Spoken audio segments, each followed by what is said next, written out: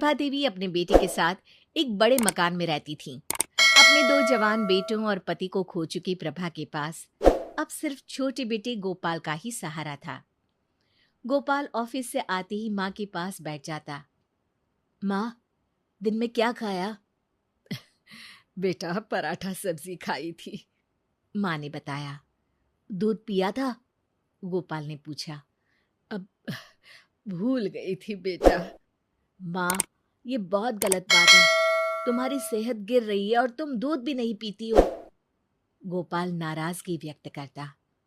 अरे, खाने के बाद नींद लग गई थी तो नहीं पी पाई, माँ ने जवाब दिया। अच्छा, अब रात को पी लेना, गोपाल ने कहा। अब उसकी तो मैंने खीर बना दी। तुम्हें खीर बहुत अच्छी लगती है ना? माँ, तुम भी ना बहुत लापरवाही करती हो। च्यवनप्राश खाई थी? अरे, कल च्यवनप्राश खत्म हो गया था ना, इसलिए नहीं खा पाई बेटा। और तुमने कहा भी नहीं। अब कल लेते आना बेटा। ठीक है, कल लेता आऊंगा।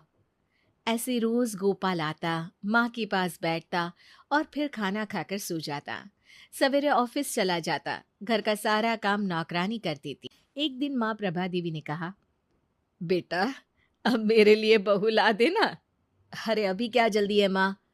बेटा, पोते का मुंह देखने का बहुत मन करता है। प्रभा देवी गंभीर होकर कहती।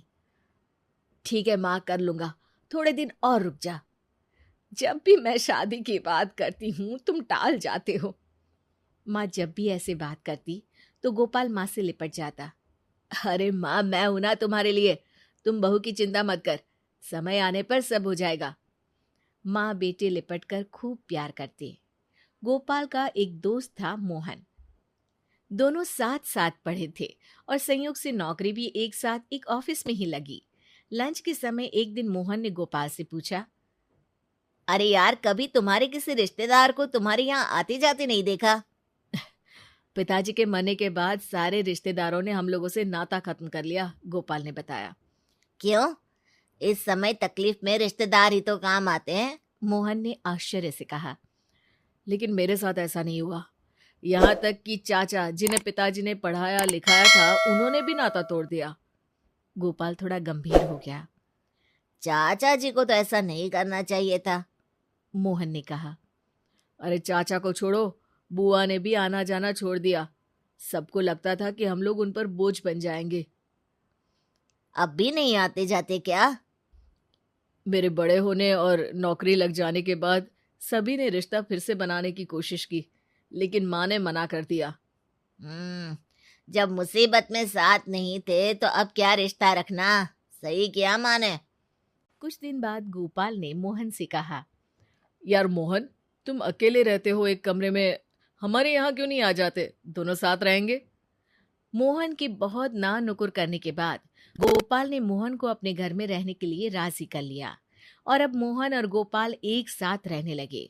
गोपाल की माँ को भी अच्छा लगने लगा। 3-4 महीने बाद एक दिन गोपाल ने माँ से कहा, माँ, मेरा 9 महीने के लिए चेन्नई ट्रांसफर हो गया है। अरे बेटा, तुम्हारे बिना मैं कैसे रह पाऊंगी? माँ, मोहन है और नौकरानी भी तो है, तुम्हें कोई तकलीफ नहीं होगी। फिर 10 महीने की ही तो बात है। बेटा, ट्रांसफर रुक नहीं सकता क्या? माँ ने रोते हुए पूछा। नहीं माँ जी, वहां गोपाल के अलावा कोई नहीं जा सकता, क्योंकि वो काम सिर्फ गोपाल ही कर सकता है, मोहन ने माँ को बताया। ये सुनकर माँ रोने लगी थी। फिर एक दिन गोपाल चेन्नई चला गया। मोहन माँ का बहुत ख्याल रखता। नौकरानी दोनों समय आकर खाना बना दिया करती थी और मोहन माँ की हर जरूरत का ध्यान रखता। 1 महीना हो गया, गोपाल की कोई खबर नहीं आई तो माँ ने कहा, मोहन बेटे, गोपाल से बात तो करा दे। जी माँ जी। मोहन ने माँ को फोन दे दिया। कैसे हो बेटा? मैं बिल्कुल ठीक हूँ माँ, तुम चिंता मत करो। हर महीने माँ गोपाल से बात करती और गोपाल हर बार यही कहता, बस माँ, 3 महीने और रुकना पड़ेगा, कुछ काम बाकी है ना। अरे जल्दी आना बेटा, तुझे देखे बहुत दिन हो गए। अरे चिंता मत कर माँ, मोहन है तो। हाँ, मोहन तो मेरा बहुत ध्यान रखता है। इसी बीच 4-5 दिनों के लिए मोहन भी चेन्नई गया था और लौट कर आया तो माँ को यही बताया था कि गोपाल बिल्कुल ठीक है, चिंता की कोई बात नहीं है। मोहन हमेशा माँ से गोपाल की बात कराता रहता, लेकिन आया नहीं। एक बार माँ बहुत बीमार पड़ी, फिर भी गोपाल नहीं आया। माँ की हालत खराब होती जा रही थी। आस पड़ोस के लोग तरह तरह की बातें करते। और ऐसा बेटा भी क्या जो माँ की बीमारी में भी नहीं आए? चेन्नई बहुत दूर है, आने में समय लगता है। फिर सरकारी नौकरी में छुट्टी इतनी जल्दी कहाँ मिलती है। कुछ दिन बीते, माँ की हालत बहुत खराब हो गई और फिर वो मर जाती है। हे भगवान, मोहन कैसा बेटा है गोपाल जो माँ की मौत में भी नहीं आया। फिर जो कहानी मोहन पड़ोसियों को बताता है, उससे सभी हैरान रह जाते हैं।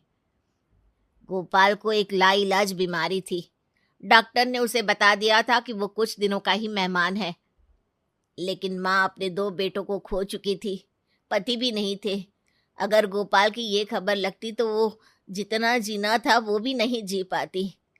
और गोपाल ये बिल्कुल नहीं चाहता था कि उसकी माँ उसकी भी मौत देखे और बेमौत मर जाए।